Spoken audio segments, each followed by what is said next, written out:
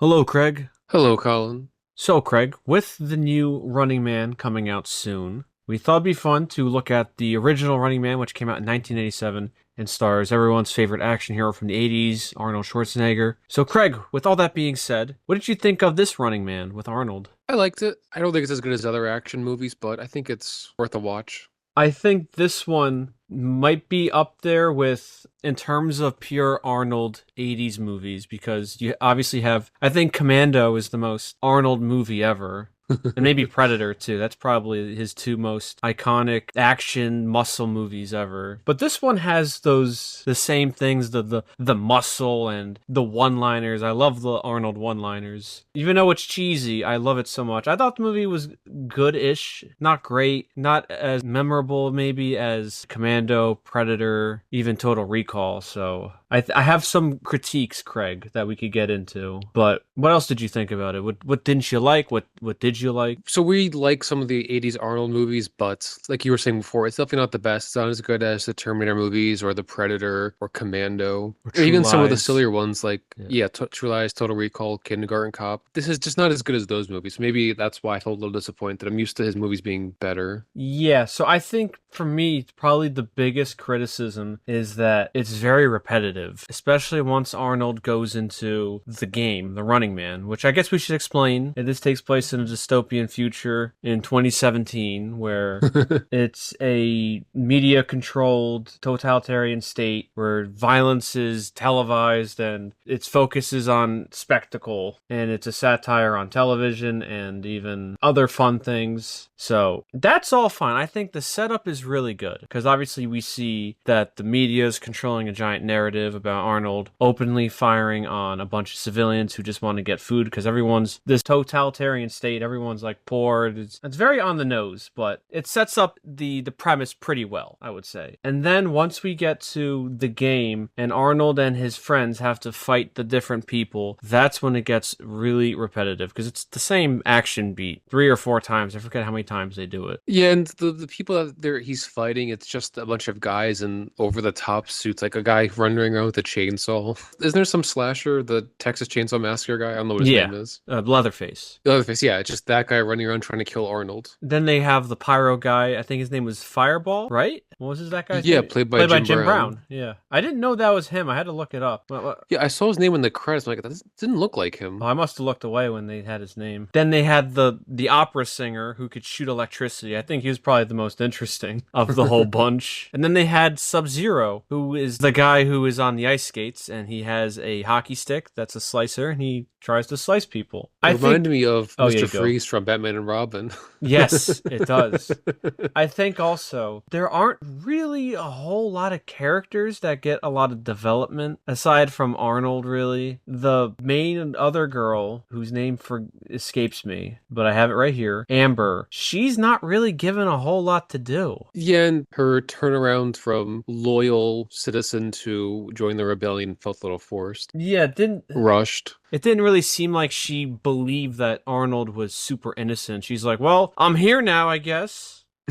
Well, it happened to me, so now I guess I have to feel bad. Yeah, but obviously the guy who plays Killian is great. Total sleazy kind of game show host. I thought he had the best comeback to one of Arnold's one-liners. I'll be back, only in a rerun.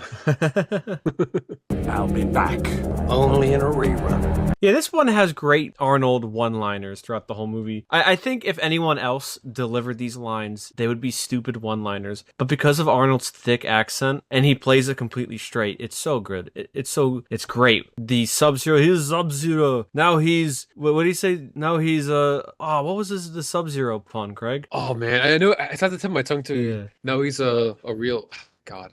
No, Plain Zero. Oh, that's what it was. Yeah. Here is Sub-Zero, now Plain Zero. And they have the little callback in the beginning when Killian says to Arnold, "Hello, cutie pie. One of us is in big trouble." Hi, cutie pie. You know, one of us is in deep trouble. And then Arnold says it at the end, "Hello, cutie pie. One of us is in big trouble." Hello, cutie pie.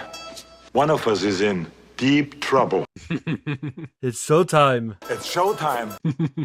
I forget. I forget. He killed one guy. He said, "Oh, he's needed a." Oh my He had God! to I just split. saw it too. He had to split. Yeah.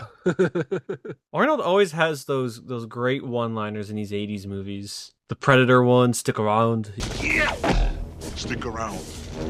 Throws that knife at that guy. Because I thought for a still, I don't second think- one of the kill scenes was he uses like a drill and he stabs someone to death, but that was from Total Recall. Because I saw this a couple years ago, so I don't remember all of it too much before I resaw it. So I was thinking, doesn't he stick a drill into somebody and says, "Screw you"? That was from Total Recall. To be honest, maybe that's the problem with some of these movies, that I'm getting them all mixed up in my head. Yeah, they all kind of have a similar look to each other. And it has Arnold being like an everyday guy. I know, clearly not. Like, he's just the average guy who goes to the gym once a week. Yeah. Not Mr. Olympia. And even Killian was fawning over Arnold. He's like, look at those muscles. Those muscles alone will attract views and audiences. Here's Sub-Zero. Now played Zero. I said, maybe if not every movie had those one-liners. I feel like I said, the look, I can tell the movies apart by looking at them. I just can't tell the one-liners apart because every movie has the same kind of one-liner. Well, I think some of his 80s ones look the same. Obviously, you compare this to Terminator, you could tell the difference, which movie's which. Well, But I mean, like, I could tell this apart from, Conan, the Terminator. oh, well, Predator. Craig, Conan, he's in a barbarian uniform. Of course you could tell I'm the just difference. saying. He has long hair. There is some look to them that's a little different. Yeah. Anyway, Yeah. I know his rebel buddies didn't really do much. Yeah, they kind of just, I mean, the only one that really does a lot is, what's the other one? Is it Weiss? Yeah, because he's the one that gets the upload link and he tells Amber. The other one, Laughlin, doesn't really do a lot. He just dies. Yeah, poor Laughlin. Pouring out for him. Then there's that old guy who was the leader. Yeah, that all kind of just gets thrown in at the end. This is classic Arnold cheese, but could have been a little better. Yeah, because even some of the other movies that we've mentioned have better action, like the Terminator or Commando. Predator. Yeah, Commando. Where you get a lot of that 80s action. This one, it's not really as actiony as you would think. At least for maybe the standards of an Arnold movie. It's not terrible, it's just not great. I mean, I wish they had more creative fight scenes with these people. Or maybe have it's only one or two stalkers and he doesn't kill them so easily. Maybe they actually chase him throughout different terrains instead of them confronting them in one spot. Because they're called stalkers, but they don't stalk them. They just show up at where they are and then they try to kill them. Maybe it would be better if they have to constantly look over their shoulders because they're getting hunted by these experts. Then I guess that leads more into Predator territory, which I think came out the same year, yeah. Yeah, I mean, that's But true. interesting too. At least a bit a little more interesting because these guys show up like, here's this deadly guy, and then Arnold disposes of him pretty quickly. Yeah. Here are these veteran stalkers. Well, that sounds weird. Not in the context of this movie. But here are these veteran killers. And I think they even said the one that shocked everybody was the chainsaw guy, right? Wasn't everyone appalled when Arnold killed him? Everyone was like, oh my God. Oh no. Oh no. Oh no. Again, I think we should preface that this is based off of a Stephen King story. So I don't know the original story, but I did read on the Wikipedia for the upcoming one that one is supposed to be more accurate to the novel than this one. Because I think they said this one just kind of took the basic story and then did their own little thing with it. But I think they said the new one's more faithful. So Yes, that's what I heard too. And I don't know what that cokehead's response to this movie was. If he was happy or didn't like it. Not that it matters. well, he's rolling in cash, that guy. And Coke. Don't forget Coke. And don't forget Coke too. That's true. I know we kind of skipped over this, but I always found it funny. You said the far off year of 2017. Do you ever see that meme where the Jetsons are talking to that lawyer on that, is it called Harvey Birdman show? Goes, we're from the future. We're from the far off year of 2002. And he looks at his calendar and it's 2004. I don't think I have. That's what I was thinking of when he said, these movies come out now like, oh, that takes place in the future. Back to the Future took place in 2015. This takes place in 2017. It's the far off dystopian future. We're like a decade past Back to the Future Part 2. What's crazy is, and this is just a minor thing, this is a problem with most movies that take place in the future, is that their idea of the future, I mean, this one it maybe can get a pass because it's dystopian, so it's not supposed to be what could 2017 look like in 1987, because all the technology looks disgusting, but it's still, even the style of the TV shows is straight out of the 80s. Cuts, and obviously they can't help that. How are they supposed to know what TV in 2017 would look like? But I don't know. I laugh when I see that kind of stuff. What they think 2017 would look like, and it's just more wireframes and still like the same kind of 80s style. The transition cuts, the same look. Obviously they can't help that, but I know, just funny how primitive their technology is projecting towards the future, what they think it could be. Yeah. I mean, this is more realistic than, let's say, Back to the Future Part 2. I know we said like they didn't really were trying to be Oh, yeah, accurate. yeah. They didn't, they knew. It's impossible to predict the future. People try though. It was just funny in the beginning, that very archaic targeting system where it was all wireframes. I know it's not even close because I remember in other sci-fi shows like Deep Space Nine, they don't always show stuff, but I remember they said that they predicted tablets, right? Because they were always like touching stuff on tablets. Just Oh. it's funny when some stuff is accurate. This one kind of got accurate deep faking technology where they Yes, they deep did faked. have that, but they were a couple years off. But they did have that. They just deep fake the ending and no one caught on, which that's kind of funny because if the technology exists, you think, I think they would use this at any time during the show. Like, how do you know it's real? Yeah, and that was cool that they did that because obviously Arnold was slaying everybody, and they said, okay, we can't have the audience root for this guy, so let's deep fake them killing Arnold. And they're like, okay, get these wireframes, okay, we're doing. I forget the terminology they used, but they used very archaic terminology. That's pretty cool though. They're Which like, is, all right, cut this part out, put that over there. and he actually killed the poor stunt guy being the body for the wireframe. Yeah. So terrible, that Killian guy. I know, like, you really were happy to see him get killed at the end. I wish so. I feel like for that one, that his death has to be kind of a more close up and personal kind of death than him just getting blown up. And that may sound weird if someone's listening to that out of context, but I don't know. It feels like it has to be more personal than him just putting him in that sled that shoots them into the game terrain, and he just blows up. No, I agree with you saying because of all the bad stuff that he's done, you think he would get a worse punishment for his actions as opposed to just kind of getting a quick death and he's done of. Like, okay, yeah, that's kind of annoying, but like he's upset that he died, obviously, but it's nothing getting his comeuppance, so to speak. Yeah, I He's mean, just, all right, he Buzzsaw gets got it killed. pretty bad. Oh, Dynamo was the name of the electric guy, and then Jesse Ventura was Captain Freedom. Thanks for the Liberty Bell, guys. I'll bring it right back. Oh, and remember, that's an action figure, not a doll. Because he didn't even want to join in. He had all that terrible kind of costume plastic. He's like, I'm not going in there. Back in my day, I did it with my bare hands.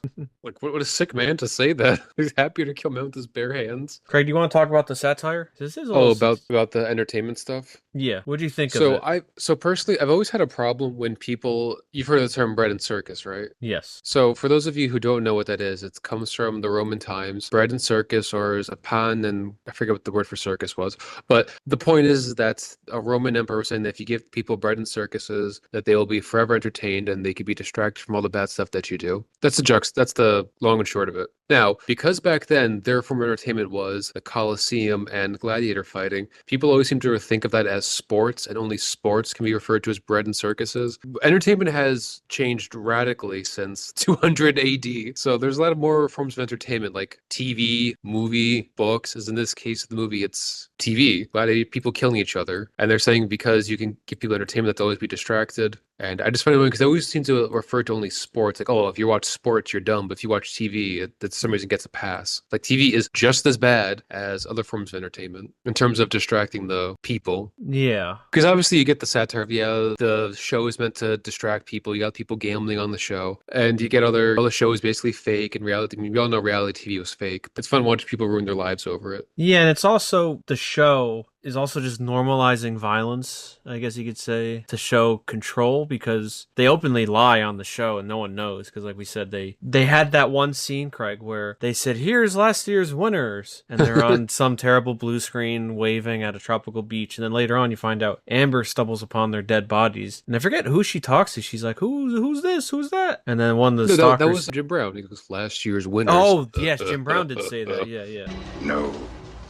Last season's losers. So, Which, I mean, I think media manipulation isn't really a new concept. I mean, people have known this for thousands of years that the media lies. It's not really a new thing. yeah, and that the TVs also falsify news, like Arnold murdering lots of civilians, and even when they capture him, they say on the radio, or excuse me, on the TV show when Amber's watching, oh, Arnold, before he got captured, he slain like 3 people. Yeah, I guess it also just mocks propaganda and how it's always weaponized. And how the media is the main tool to use propaganda. The media basically will lie through its teeth at every chance it can get. Yeah. Oh, it says the guy who played Damon Killian was a host of Family Feud. Really? Really? He hosted Family Feud from 1976 to 1985, and again in 1994 to 1995. That's why he was so good at the game show Yeah, stuff. he was like really in his own element. Wow, I did not know that. And maybe someone will say, well, how could you not know that? I don't watch Family Feud. At least not the Family Feud back then. Yeah, how do you not watch Family Feud from what was he hosting in the 80s? 76 to 84, it said. Yeah, 85, granted, 85. Yeah, like how many decades before we were born and you didn't watch it? What's wrong with you? I'm sorry. So the question is now, and this doesn't affect the movie, so what really happens at the end? I know the broadcasting network goes offline. I know that. I'm not a dummy. But what did they really accomplish? Really, they just took down a TV show that's being controlled by the government. They didn't take down the government. I mean, my guess is that they exposed some of the government's lies and they're hoping that people would rebel, but I doubt that would even happen. The thing about civil war is that you'd have to have a lot of people who are suffering to really try to push something like that, or have enough of a stronger force. Like, you can't just have a bunch of people fighting guerrilla warfare. You're really generally not going to win in all-out war. Like, you'd probably need more people of a higher position society to kind of back them to really overthrow the government and then their totalitarian government. So, like, yeah, showing that the government lies doesn't really mean much. We know the government lies today, and no one overthrows the government. This is true. We know the media lies. We don't overthrow the government. It's going to take a little more than just saying this TV show is lying to you. Because at the end of the day, the goal of the TV show is just to entertain. If they're lying to you, what's the big deal, right? Right. But like what I mean, said, what's really going to happen at the end? He just took down the network TV show. Yeah, I doubt really much would happen. I know it's a movie, and you think the good guys. It's a happy ending. Get slaughtered. Killian gets blown up. Now, if you wanted a darker or more cynical ending, I guess they take out the TV show. Then they're going to go up. They're going to confront, and they just all get gunned down. I don't think that would have gone over well with the test audience, Colin. I don't think so either. And one thing I like about Arnold in all of his movies, Craig, is that Arnold he's like, not, I want to say relatable, but he's fun to watch. And his character always gets beaten up in a good way. And I bring that up because it's a direct contrast to everyone's favorite hero, The Rock, who has it in his contract where he can only take X amount of punches, and he always shows up late, and he pees in water bottles, and he does a lot of other weird things. So I like Arnold that he's not an infallible hero where he's always morally right, and he never gets beaten up. He always does that well in his movies, where there's always a struggle. Arnold may look hulking, but in his movies, Craig, he doesn't always... He gets beaten up pretty good sometimes. Well, he's also fighting other big people. Like Jesse Ventura is not a small guy. Yeah. And he fights the stalkers who have not superpowers, but they've got gadgets that give them powers that give them an advantage. Yeah. I think what's also weird is the look of this film because the flamethrower looks so muted. Didn't it? It looked terrible. And I know it's real. It wasn't composited on. It just looked so, muted. It was pure red. And flamethrowers don't really look like that. Well, you can't be shooting an actual flamethrower. I know, but it looked like they were. It just looked weird. It looked kind of ugly. Yeah, I mean, some of the lightning effects, it was very primitive. Well, yeah, that was drawn on and painted on, drawn on. Classic 80s lightning effects.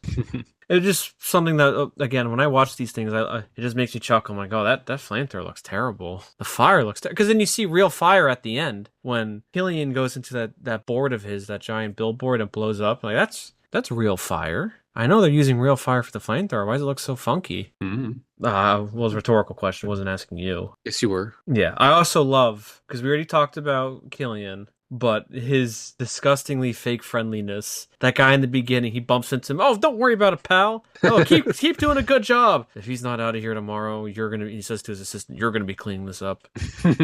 And I like that because sleaze. Yeah, most hosts are like that behind the scenes. We have in real world examples, allegedly Ellen, who's like that. James Corden, especially, everyone has said how terrible he is. That fake friendliness, because he says, who loves you and who do you love? Sleazy showbiz personality, Craig. And like you're saying, it's not even a stereotype. They're just saying, yeah, this is what a lot of these people are like. Yeah. So I don't know if this is also in the book, because the movie very clearly criticizes violence, entertainment on TV and in general, and then the movie does that. So is the book like that? Does Arnold brutally, or does the main character in the movies brutally kill people? That's a good question. I guess we'll find out I don't know when the movie comes out. Soon. Because I know the movie probably couldn't help itself because it has Arnold, the biggest star of the 80s. We have to have violence and explosions and fun action sequences. But this isn't isn't really the story to have that. I don't think any action movie is the story to have that. Because the new one that's coming out, it's also an action movie, right? I would imagine so, but is he going to be splitting people in half with a chainsaw? No, but we've seen in the trailer, he's going to be killing people. That's true. Maybe the contradiction's the point. I don't know. Maybe that's what the audiences want, Craig. The audience as in the people in the game show audience, not movie-going audiences. I don't think just an action movie is the place to explore that. Because the action movie, that's what you want. You want the violence. Oh, no, I know. I'm just saying As bad as that what the is. movie is saying and what the movie is trying to criticize. It does the same thing it's criticizing. Yeah, I mean, maybe a little bit, but like you said, this is not the movie to explore that topic. Yeah. And not when you have Arnold helming your movie. He had to split. No, I don't know if this was intentional or not, but I did think it was funny that most of the people participating in the game show audience were old people. I did Now, I notice know that too, yeah. I think that's an intentional. Yeah, a lot of older people are going to be more status quo, while younger people are going to want change. I don't know if that was what they meant or that was just who I they seemed think to hire maybe for the. the older people were the more wealthy ones. Yeah, and they want to keep the status quo. The young people Yeah. are the poor ones. They want the change. As I said, maybe that's just me reading more into this because this is, at the end of the day, just an Arnold action movie. And Killian was trying to schmooze those old ladies. Typical, again, typical talk show host, like sleaze. And they'll tell you, oh, he's such a wonderful person. I don't believe the lies about him. How could he be mean and deceitful? He was nice to me once. What else you got? So normally when we talk about these movies, usually we see them when they come out. We know what the audience was liked about it. Was this really well received back then, or has it really changed all that much? So, as you say that, I have on my computer screen the critical reception. Was it from that time period? So, well, what we do know from the time period is that it had a budget of 27 million and grossed 38.1 million, and it only has the United States number for box office. So Roger Ebert gave it 2.5 stars out of 4, and he was the critic back then. It's hard to say whether or not it was well reviewed because we have Rotten Tomatoes, but a lot of those reviews could be now. But it has a 67% on Rotten Tomatoes. It has a 45 out of 100 based off 12 critics on Metacritic, and it has a cinema score. It has a B+. So it seems like it's mostly mixed to positive. Yeah, it sounds about right. Positive mixed. But I don't know why it only has United States box office. I don't know. That's kind of weird. But wasn't the international market not as pronounced as it is now? That could be the case, but I feel like other movies like Predator had international intake at the box office too. Yeah, this for Predator it just says 98 million for the box office. I don't know, maybe they just didn't include it. Yeah, because Predator it says it made 38 million from other countries. Let me ask ChatGPT. Maybe ChatGPT could offer some insight. It had a smaller overseas release. So yeah, I guess that 38 million is correct for the box office. Who knows? So let me ask you this, Craig. Where would you rank The Running Man, flaws and all, with the other Arnold movies that you've seen? And have you seen a lot of them or all of them? I've seen a decent amount. Haven't seen all. Like I've never seen Conan. I've not seen There's True two Lies. I really Conan like that movies. one. Yeah, there's 2 Conan movies. There's True Lies. Funny you say that. I have behind me a whole bunch of Arnold movies. A lot from the 80s. The Last Action Hero, I think, is pretty good too. There's The Sixth Day, Junior, Last Stand, Raw Deal. That's from the 80s, Raw Deal. Having said all that, where would you put this one? Maybe towards the lower part, because the ones I've seen, I guess I've seen more of his best hits. Like I've seen Total Recall. Mm-hmm. Kindergarten Cop was fun. Obviously Terminator 2. Terminator 1. Yeah, those two. Terminator I 3. did like The Last Action Hero. I think I would probably put this in the B, not the B tier, the middle tier, the C tier maybe of the Arnold filmography. Jingle All the Way. Oh, how could I forget Jingle All the Way? We got to do a review on that one.